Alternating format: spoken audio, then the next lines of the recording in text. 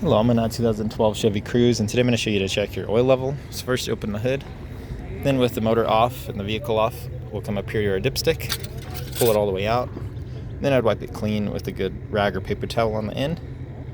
Then we'll stick it all the way back in, pull it right back out.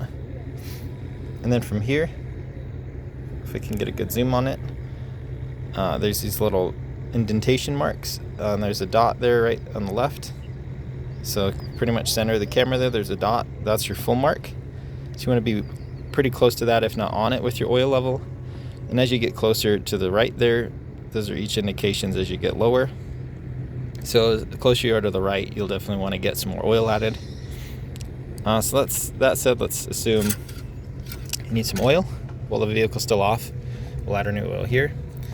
Make sure you're using the proper type of oil, as well as ideally the same synthetic, conventional, and brand of oil you've been using. Better not to mix and match if you can help it. But when you're ready to add, just unscrew this cap, set it to the side, and then either straight from your quart jug or with a funnel, just fill as needed. And try not to overfill if you can as well. That could cause issues. But once you've topped it off, just screw this back on nice and tight. Then I'd start the vehicle and the motor for about 5 seconds or so to circulate the new oil.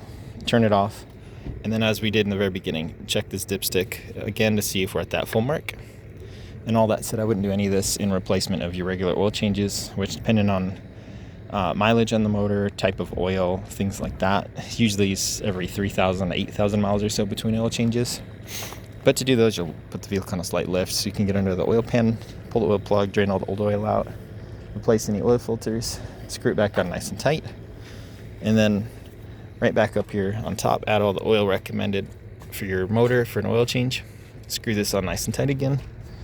And then I would start the motor again for 5 seconds or so, circulate that new oil, turn it off.